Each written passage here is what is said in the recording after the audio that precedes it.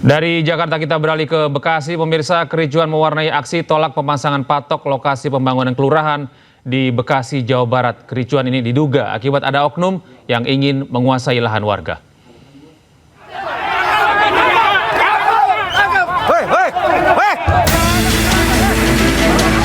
Kericuan mewarnai unjuk rasa di Kabupaten Bekasi, Jawa Barat, Rabu siang.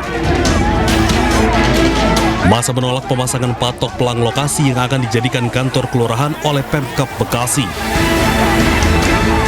Warga tak terima karena patok tersebut bersebelahan dengan masjid.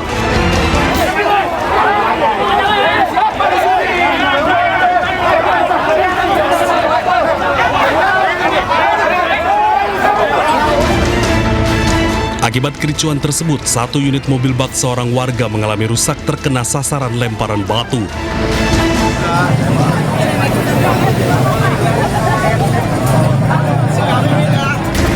Kericuan bisa diredam setelah petugas kepolisian dan Satpol PP turun ke lokasi kejadian. Menurut Camat Tambun Selatan, diduga ada oknum salah satu warga yang ingin menguasai tanah Fasos Fasum tersebut yang diduga ingin dijadikan lahan bisnis.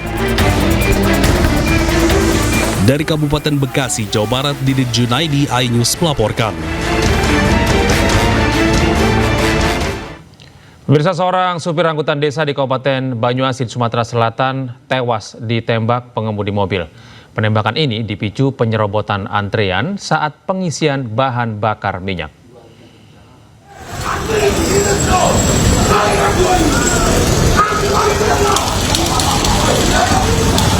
Keributan antar pengendara mobil dengan supir angkutan desa terjadi di SPBU Limau, Kecamatan Sembawa, Kabupaten Banyuasin, Sumatera Selatan. Perselisihan diduga dipicu karena saling berebut antrian saat mengisi bahan bakar. Perselisihan berlanjut di luar area SPBU usai keduanya selesai mengisi bahan bakar. Dua supir angkutan kemudian terlibat perkelahian dengan tiga pria penumpang mobil. Meskipun sempat dilerai warga, perkelahian kemudian berujung penembakan yang dilakukan pelaku penumpang mobil terhadap dua supir angkot. Akibat kejadian ini, satu korban meninggal dunia, sementara satu orang lainnya tertembak di bagian perut dan kini menjalani perawatan intensif di rumah sakit. Kini polisi telah menangkap dan menetapkan tiga pelaku sebagai tersangka.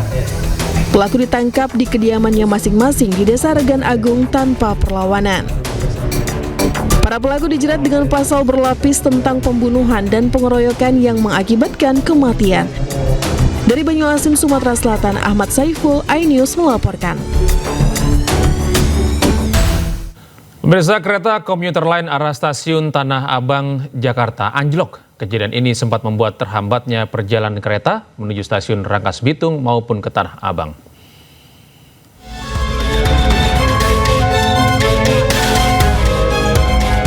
Seperti inilah suasana di lokasi anjloknya kereta komuter lain atau KRL jurusan Rangkas Bitung Tanah Abang di Kabupaten Lebak, Banten. Sejumlah petugas melakukan perbaikan di lokasi kejadian. Untuk sementara, KRL melintas diberlakukan satu arah.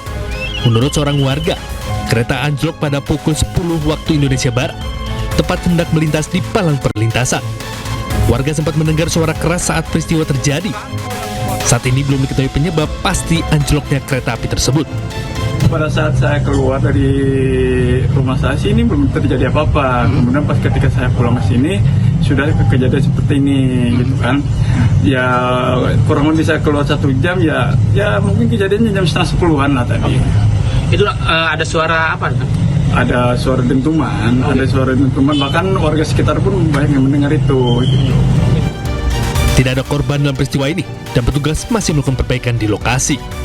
Dari Lebak, Banten, Iskandar Nasution, iNews melaporkan. Berita viral, siswi di SMP di Kabupaten Muara Tara, Sumatera Selatan menjadi korban perundungan oleh adik kelasnya sendiri. Akibat kejadian itu, korban mengalami luka-luka dan trauma.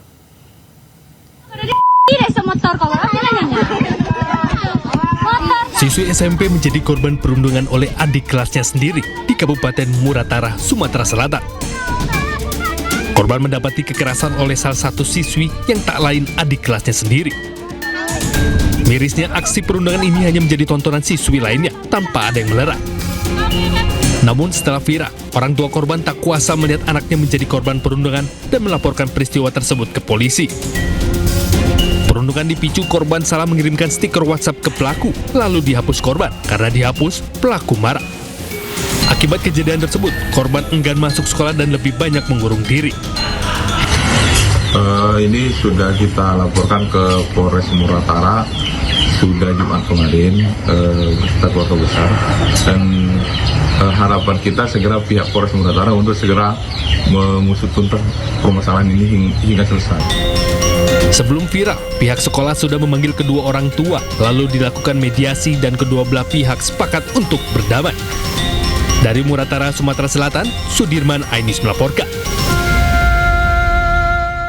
Pemirsa, Satreskrim Polres Metro Depok menggelar prarekonstruksi tindakan penganiayaan terhadap anak usia 6 tahun yang dilakukan oleh ibu tirinya di Komplek Perumahan Gria Citayam Permai 1, Bojonggede, Kabupaten Bogor.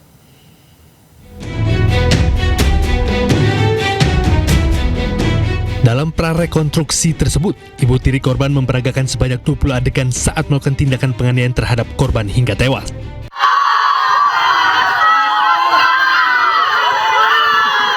Warga yang geram menyorakai pelaku. Adegan yang diperagakan mulai dari memukul korban dengan kayu, membenturkan kepala korban ke tembok hingga beberapa kali pukulan ke mulut korban. Tak hanya itu, polisi juga tak menutup kemungkinan gelar ekshumasi atau penggalian makam korban guna memastikan penyebab kematian bocah berusia 6 tahun itu. Sudah melakukan prarekon di mana adegan yang kami peragakan yaitu berjumlah 20 adegan yang diikuti oleh pelaku dan kemudian satu adegan pemeran pengganti yang memerankan sebagai korban.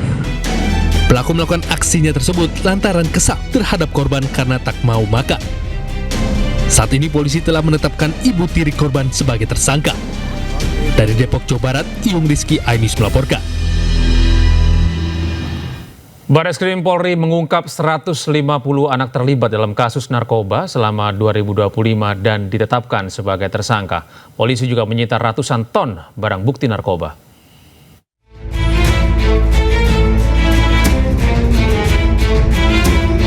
Barreskrim Polri mengungkap kasus narkoba periode Januari hingga Oktober 2025. 51.763 orang telah ditetapkan sebagai tersangka. 157 diantaranya warga negara asing dan 150 anak-anak. Ada yang dewasa, ada juga yang anak-anak. Ya. Dari 51.606 orang tadi, yang anak-anak ada 150 anak.